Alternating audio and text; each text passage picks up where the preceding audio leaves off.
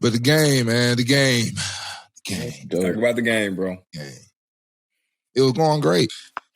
I was actually like Derek Mason. Okay, I see you, Derek Mason. You blitzing the fuck out of this young nigga, getting him down, sacking him, getting turnovers, getting takeaway, doing it all, looking good. Offense, moving the ball, scoring, throwing that bitch, holding their own, looking good.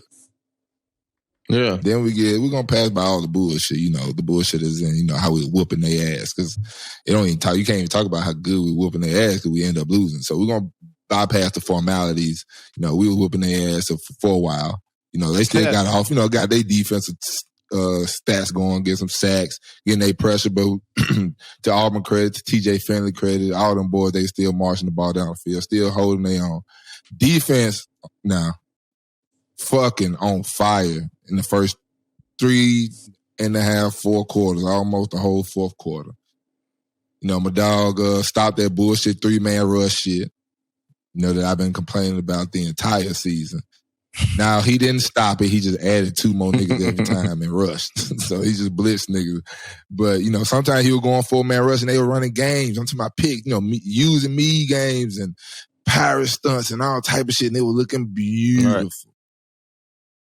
Then we get to the most nitty of gritty times of the game, and we stick to this bullshit-ass 3-man rush. We stop blitzing this nigga. Stop putting pressure on Bryce Young. Look at that 3-man. Oh, we got Zacoby on the late blitz, so he obviously wasn't blitzing. He was just hugging to his man, because that means the running back stayed in and blocked. What it seems like. But that was the frustrating part to me. Now, I ain't gonna talk about none of the boys' performance other than my boys at Kobe as you got off. Love you, my boy. Because other than TJ Finley, I just don't think I didn't like. The nigga was limping uncontrollably. Like, if you can't limp in that hard, but you gotta go ahead and sit it down. If you can't show. I don't know. To me, it just come with the showing. It was bad. The tough. Like if a motherfucker see you out there. If it was me, I saw somebody out there limp, you can call it green, dirty. I don't give a fuck. I'm going at that. You going after that. As soon as I see you try to take out run, even if I'm going to sack you, I'm gonna hit you at your waist and then spin your ass or something. You feel me? I'm blood in the water. I'm going. Call it what you want, bro.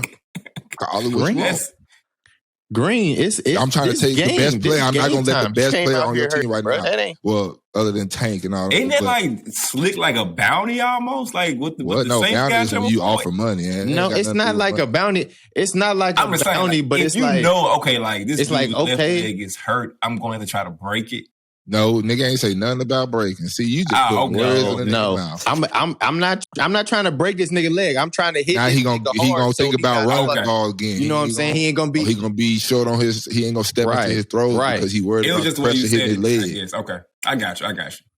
It was just what you said. Nah, yeah. What you said. I was like, dang, bro, like you gonna try to take him out, fool? I mean, like I can understand taking advantage of. I ain't say that.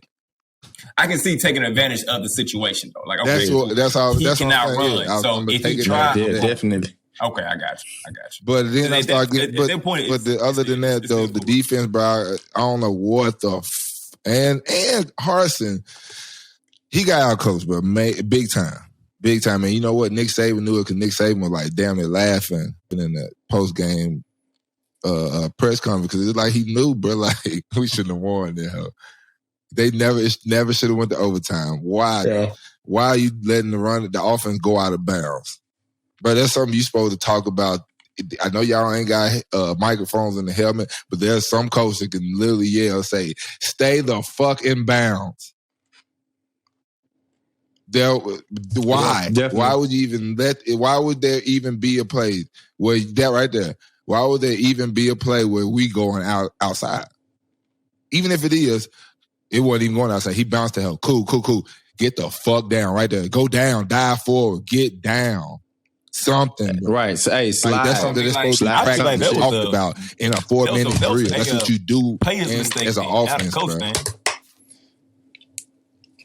But that's on coaches because, like, you can't expect playing young niggas. So that to me, that's something you need to have like weekly. Like we do, like in the NFL, you do weekly 2-minute drill. Some teams do, once a week, you do a 4-minute drill. You know what I'm saying? We know we running this ball. We distance to it. If there is a situation where you got to go outside, get the fuck down. Know how much time on the clock. Know and all this type of shit. Like you have to preach this shit. That's why I say you get out coached. That's what I'm saying though. Like, I feel like as a football player, you ain't finna know because you don't know why. You don't have the mentality of a football player that's doing like you don't have like, bro. Every one of these niggas from college on to the NFL, even high school, have the quickest of reflexes when it comes to mind, like making their mind transform to making their body do something.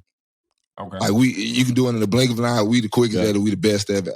You know what I'm saying? I'm gonna say a lot of professional athletes period. Can make those quick ass decisions that no person in the world nigga get the ball. Honestly, I'm gonna put it on everything. I'm saying, like, bro, I've never. So this nigga know, they running especially offense. Offense got this thing called the red line. It's the shit between the numbers and the sideline. Nigga, get to just like something you just. Hey, you have a time 4-minute drill. You at the red line. Get the fuck down. And they know. Bro, I feel like you will slick prove my point. That's what I'm saying. Like, I feel like it's more on the player than it is the coach. Like, if you. Even if you're something y'all do, that's something the coach got. You tell the nigga right before the play. Okay. So like in the huddle, that's what I'm saying. Listen, he over here. I know y'all probably know this, but make sure you remind them. It's coaches out there that remind them, hey, base, watch the screen. There's so and so in the game. He like, oh shit, yeah. You know what I'm saying? Like, come on, bro. Nah, dog. That's what I'm saying. Coaching, bro. I ain't gonna put it on these young men because them niggas out there fighting a war. I'm gonna say 70-30 though, fool, because like I said, I've never played a game I've never played down in my life. But I know like when there's a clock and you know the situation, like I could have told you to stay in bounds. I mean, it's like the same coach, thing when like you be seeing. Coach, right? But I'm not the coach. I'm telling saying, you to stay in bounds. Yeah, right. Just the same way when I got frustrated. Yeah, it's on and how you not telling. You should know. Wait, I'm saying everything in coaching because look at all these plays on this final drive for Alabama. Not final drive, but on most of these drives for Alabama, they running plenty. I mean, nothing but out-breaking routes, bro. I'm talking about condensed formation, bunches all over the place. And these niggas is still letting them outside. Now, I'm going, the first one or two, I'll be like, all right, bro. Get your leverage right. But then it's like, you just, when the coach got to be like, hey, bro, no, we were only calling shit that's outside leverage shit. I'm not going to call nothing that's going to have a motherfucker inside or chasing. And I know these niggas already fucking up with their eyes or whatever the fuck they were doing and let these niggas what you're saying. So basically, like, take the control out of the player's hand. Like, all right, obviously they don't know what they to do. So let me put them in a situation to do what they're supposed to do. Auburn was also as an offensive unit playing to not lose, bro.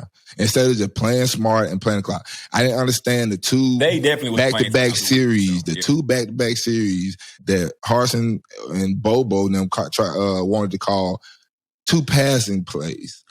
The man picked one of them bitches off, and the next one was damn near picked off. We have one of the best running backs in the country. Man was a Heisman hopeful. Why the fuck we ain't giving him the ball? Why is Jarquez Hunter only got three rushes? Like, what if you can only think about calling a pass play? Call the sprint out, roll out, give him some chances to level that motherfucker where he can dump it off for a 3-yard gain or a 5 to somebody else. You know what I'm saying? Why he on the move? And this was before his ankle got hurt. So that shit don't even make sense. You can run a screen, nigga. You can run something that ain't gonna require your quarterback to lose the game because you scared. Look, DB, I'm gonna tell you something, folks.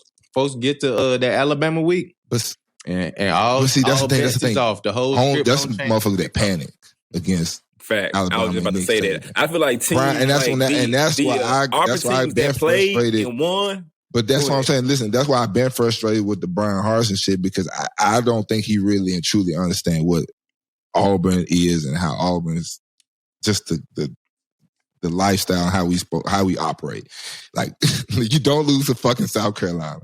You don't lose to none of these motherfuckers. You don't lose to Arkansas? You don't do that shit. And then I just don't think Mississippi State. And then when there was comeback losses. But I just don't understand. I mean, I just don't get how we how he can just come in with not understanding the ramifications of this game, because I don't think he really did, bro. Because you don't go out there being this scared. Unless you really was just scared, he just didn't know what to do. Shout out that boy McCray, that nigga balling too. But first rounder. But that's why I say Auburn need to keep it. It need to be somebody in the Auburn. I know it need to be somebody that's got some ties that understand what the fuck going on when it comes to this game right here. Because I can tell you one thing: you lose 2 of these, you calling somebody else. That's for sure. Hey, you don't got forever. That's just not how it go in the SEC. That's just not. I mean, I feel like this is ain't no give them a chance. Sports period, bro. There ain't too many people that just stick it around when it's like basketball, football, whatever. Like if like you losing. What down consistently for amount of years? Go back a little bit. It's out of there. That first down. Yeah, it's first and 10. Yes, that's what I'm talking about, bro. Starting to see you throwing the fucking ball, dog. Oh, they be watching the game and shit. Run the motherfucker. He watching the game and shit. DB still upset. I don't understand why. And then you doing a weak ass. The man can't even step into his throw. His ankle hurt.